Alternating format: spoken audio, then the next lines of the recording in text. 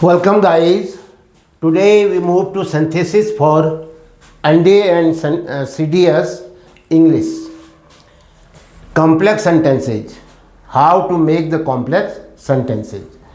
आप जानते हैं कि सिंथेसिस में 3 सेंटेंस होते हैं या 3 सेंटेंस बनाए जा सकते हैं, सिंपल सेंटेंस, कॉम्प्लेक्स सेंटेंस और कंपाउंड सेंटेंस। आज हम जाएंगे कॉम्प्लेक्स सेंटेंस कैसे बनाते हैं, मिश्रित वाक्य कैसे बनाते हैं। देखिए complex sentence main clause plus noun clause, adjective clause, adverb clause. Main clause में नाउन क्लॉज जोड़ के बनती है, मेन क्लॉज में एडजेक्टिव क्लॉज या जिसे रिलेटिव क्लॉज भी कहते हैं जोड़कर बनती है, और तीसरा तरीका है मेन क्लॉज में एडवर्ब क्लॉज जोड़ के बनती है। और ये नाउन क्लॉज, एडजेक्टिव क्लॉज और एडवर्ब क्लॉज जो है ये डिपेंडेंट क्लॉज होती हैं। ये अपने आप में इनका अर्थ पूरा नहीं होता है जब तक कि हम मेन क्लॉज नहीं कहते हैं। आज हम पढ़ेंगे बाय यूजिंग एडवर्ब क्लॉज। मैंने पिछले वीडियो में आपको बताया था कि एडवर्ब क्लॉज बनाने के लिए 9 तरीके से हम काम करते हैं। Adverb clause of time, adverb clause of place, adverb clause of reason, adverb clause of condition, adverb clause of क्या कहा था मैंने आपको, एडवर्ब क्लॉज ऑफ क्या बताया था, रीजन। तो आज आप पढ़ेंगे एडवर्ब क्लॉज ऑफ कंपैरिजन, तुलना, एडवर्ब क्लॉज ऑफ कंपैरिजन। क्या हुआ कंपैरिजन, तुलना। आप जानते हैं कि एडजेक्टिव से तुलना होती है और एडजेक्टिव की कितनी डिग्रीज होती हैं, 3, पॉजिटिव डिग्री, कंपैरेटिव डिग्री और सुपरलेटिव डिग्री। अब सुपरलेटिव डिग्री में तो होगा क्या, सिंपल सेंटेंस बनेगा, लेकिन आज हम बनाएंगे आपको पॉजिटिव डिग्री और कंपैरेटिव डिग्री। सुपरलेटिव डिग्री भी बनाई जा सकती है कॉम्प्लेक्स सेंटेंस में। चलिए तुलना बताने के लिए हम किसका प्रयोग करेंगे, एज। एज आएगा मेन क्लॉज में और दूसरा एज आएगा सबऑर्डिनेट क्लॉज में, जिसमें आप कंपैरिजन बता रहे हैं एडवर्ब क्लॉज में। सो एज, सो आएगा प्रिंसिपल क्लॉज में, उसके बाद ये दूसरा एज आएगा एडवर्ब क्लॉज में। देन ये स्वतंत्र रूप से होता है मेन क्लॉज, उसके बाद देन तुलना करने के लिए भी दूसरा सेंटेंस बोला जाएगा। तो ये 3 शब्द याद रखो, एज, सो एज और than. The boy is tall, लड़का लंबा है। The girl is more tall, लड़की उससे ज़्यादा लंबी है। तो कौन है ज़्यादा लंबी, यानी लंबी कौन हुई ज़्यादा, लड़की हो गई। लड़का छोटा हो गया उससे, तो क्या कहोगे, the girl is more tall than the boy. आपने कहा साहब मोर टॉल कहने के बजाय तो टॉल एडजेक्टिव है, उसकी हमको डिग्रियां आती हैं पॉजिटिव, कंपैरेटिव और सुपरलेटिव। Tall, taller, tallest. तो जब ज़्यादा लंबी होगी तो क्या कह सकते हैं इसकी जगह में हम, टॉलर। तो the girl is taller than the boy. जब दोनों की तुलना होती है तो देन शब्द आता है। तो क्या कहोगे, the girl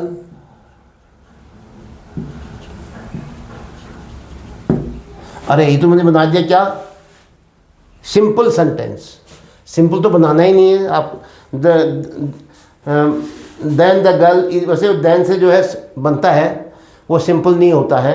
then the boy is, ये बनता है उसका। चलो वो भी ठीक है, मैं लिख देता हूँ, द गर्ल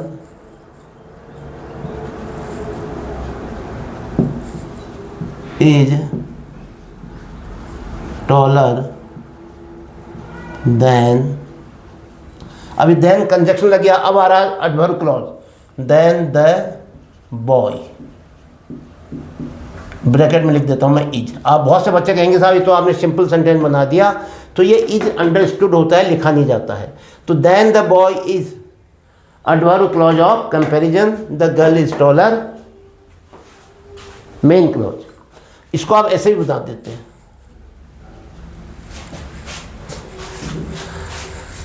द बॉय जो है इतना लंबा नहीं है जितनी की लड़की है।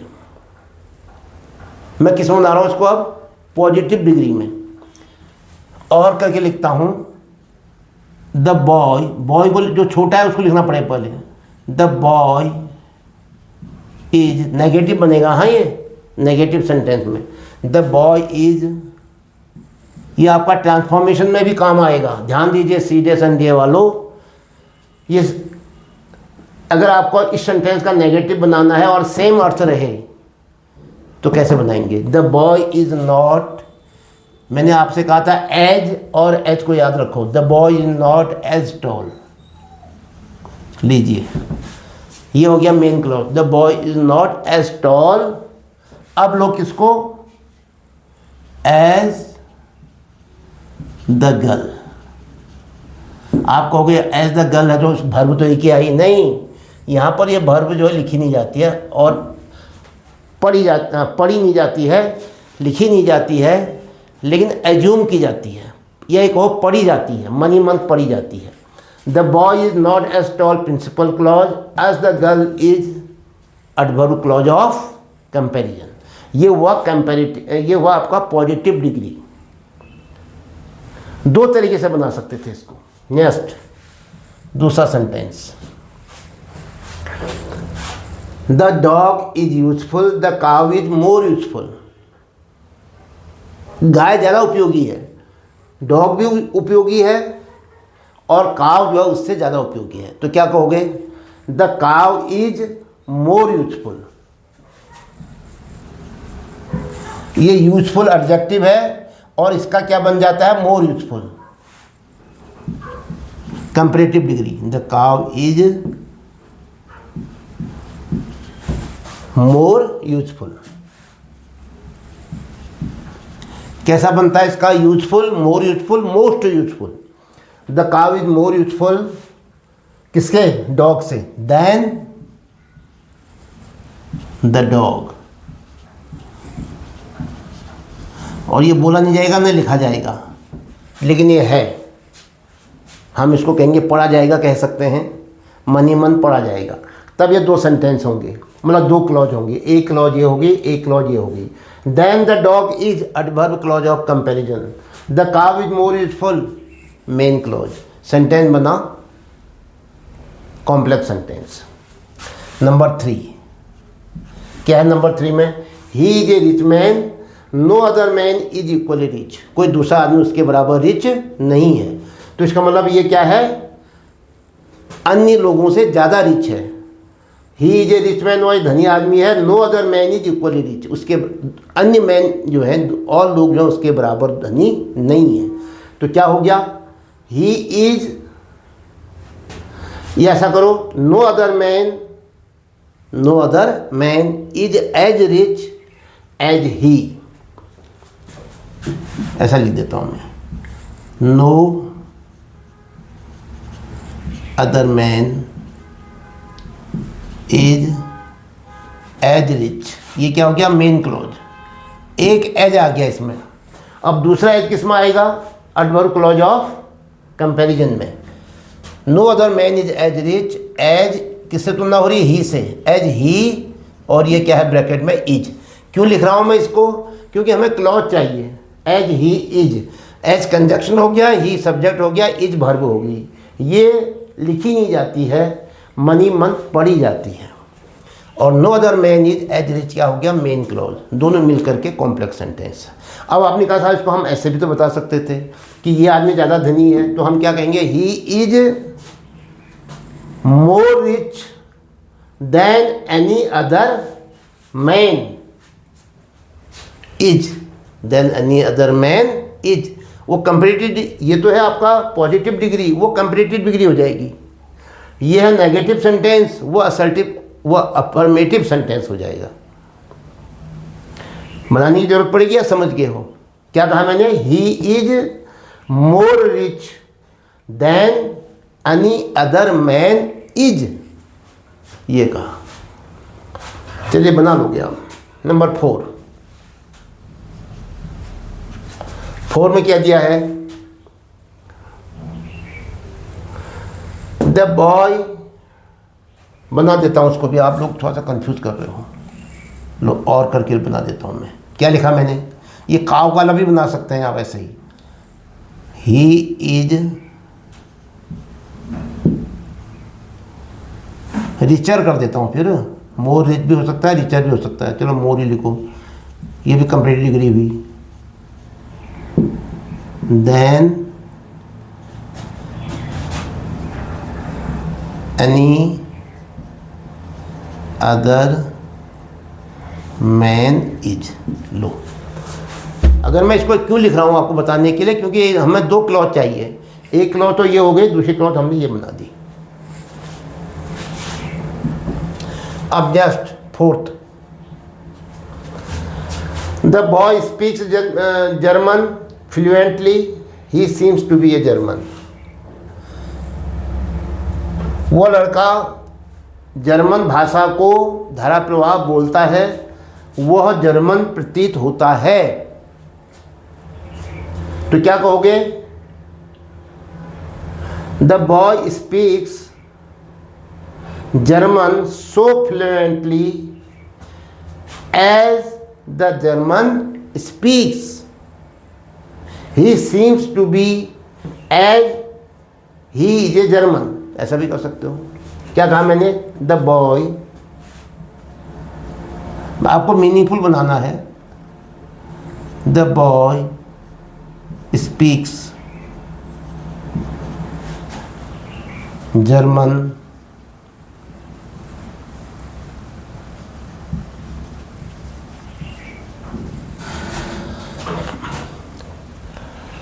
so fluently as he seems to be a German। एक तरीका तो यह है इसका, the boy speaks German so fluently as he seems to be a German, मानो कि वह एक जर्मन प्रतीत होता है। The boy speaks German so fluently as the German speaks, ये भी हो सकता है, लेकिन मैंने वैसे ही लिख दिया इसको, तो एक ही तरीके से बना लो, सो और एज से। Fifth, he walks slowly a child walks in this way. इस तरीके से एक बच्चा चलता है, वो बहुत धीरे धीरे चलता है, एक बच्चा इस तरीके से चलता है। तो ही वॉक्स सो स्लोली,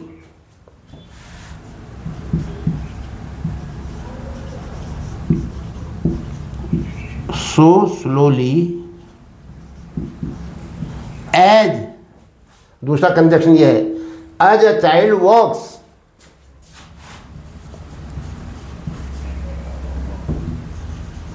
जैसे कि एक बच्चा चलता है, as a child walks. He walks so slowly as a child walks, वो ऐसे धीरे चलता है जैसे माना एक बच्चा चलता है।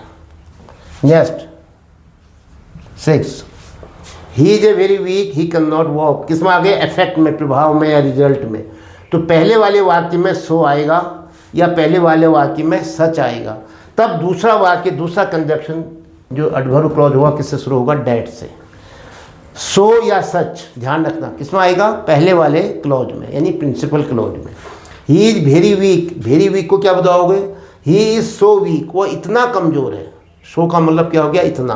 पहले वाक्य में वेरी को बदल दोगे सो में, ही इज सो वीक, अब लगाओगे that, he can not walk, कि वो चल नहीं सकता। इसका परिणाम, इसका रिजल्ट, इसका प्रभाव इस वाक्य में दिखाई दे रहा है। तो क्या कहोगे? ही is so week, he is so week. अब जब यहाँ सो लगा दिया या सच लगा दिया तो अब क्या आएगा? That, adverb clause of effect बताने के लिए। डैट ही कैन नॉट, क्या है? वॉक। वह इतना कमज़ोर है कि वह चल नहीं सकता। He is so weak, principal clause. That he can not walk, subordinate adverb clause. और सेंटेंस क्या हो गया?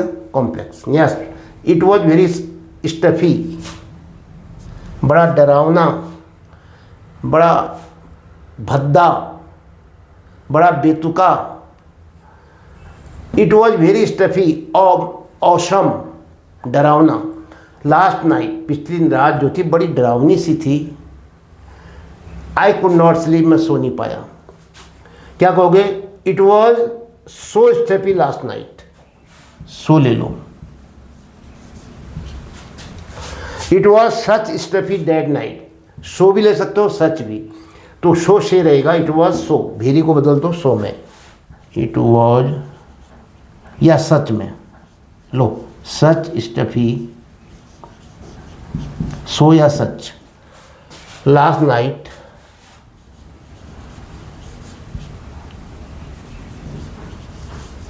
ये हो गया main clause.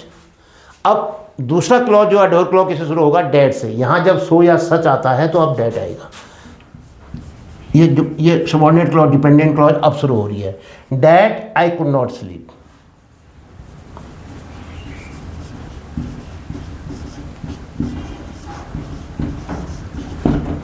Next, contrast, adverb clause of contrast, अंतर बताने के लिए दोनों के विचारों में, दोनों की बातों में, दोनों के एक्शन में, और या विरोधाभास बताने के लिए। ऑल्दो, दो, इवन इफ। क्या होगा? ही इज रिच, ही इज माइजर। भाई जो रिच है तो माइजर नहीं होना था उसको, लेकिन है, विरोधाभासी बातें हैं, दोनों में अंतर है। तो क्या कहोगे? इस सेंटेंस को, पहले वाले को बना लो। Although he is rich, although, यद्यपि। ऑल्दो का मतलब क्या हुआ? यद्यपि।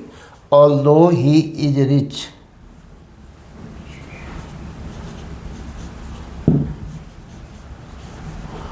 ऑल्दो ही, लो कॉमा लगा देता हूँ। Although he is rich, he is miser. ये हो गया main clause. He is miser, ये है मेन क्लॉज, वो कंजूस है। ये मेन क्लॉज हो गया। और ये क्या हो गया? Adverb clause of contrast. दोनों मिलकर के कॉम्प्लेक्स सेंटेंस। नंबर 9 क्या दिया है? ही may kill me, I will trust him. भले ही वो मुझे मार दे, वो मुझे मार सकता है। आई विल ट्रस्ट हिम, मैं उस पर विश्वास करता हूँ। मैं उस पर विश्वास करता हूँ, भले ही वो मुझे मार सकता है, चाहे वो मुझे मार दे, चाहे वो मुझे मार दे। तो क्या कहोगे? आई विल ट्रस्ट हिम क्या है? I will trust him, I trust him करो। I trust him although he may kill me, although he may kill me, भले ही वो मुझे मार दे। I trust him, I will trust him although he may kill me, यद्यपि वो मुझे मार दे मैं उस पर विश्वास करूँगा। ऑल्दो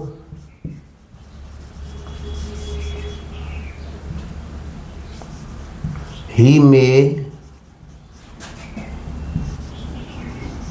किल मी। ये क्या हो गया? Adverb clause of comparison. अब प्रिंसिपल क्लॉज लाओ। आई will trust him,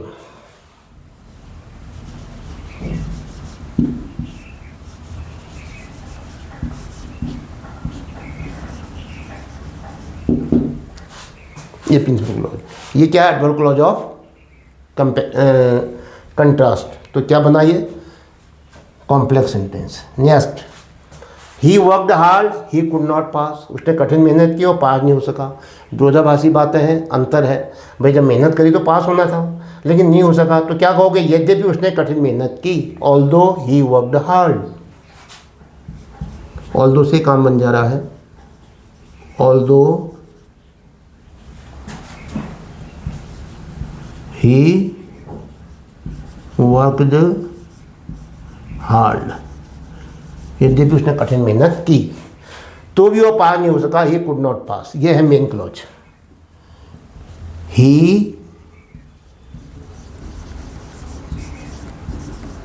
could not पास, ये क्या है? Main clause.